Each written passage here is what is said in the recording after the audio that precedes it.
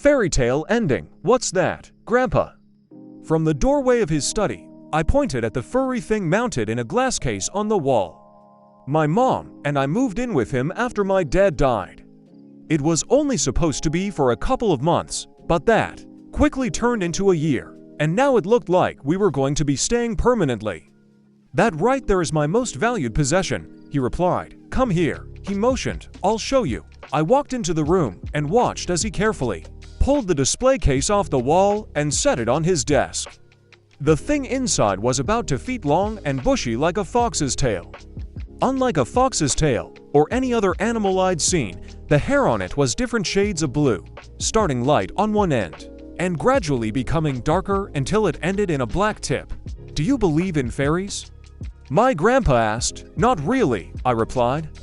I was 8. I stopped believing in things like that by the time I was 6. Believe it or not, he tapped the display case with his fingers. This is a fairy's tail. Fairies don't have tails, I replied.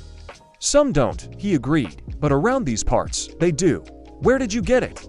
The fairy it belonged to gave it to me for saving his life. He then went on to explain how he saved the fairy from a bear trap. But why his tail? That part of the story didn't make sense. Why would a fairy cut off its own tail as a reward? That sounded horrible.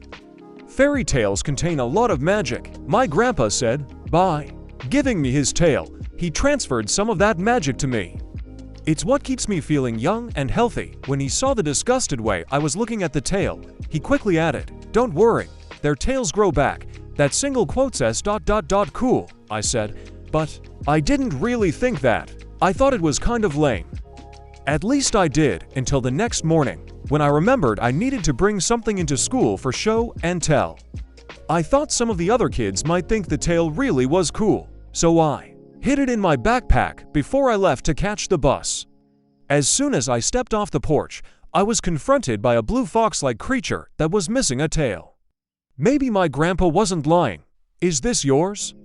I asked after pulling the tail out of my backpack. The blue fox nodded. I opened the case and set the tail on the ground in front of the odd creature.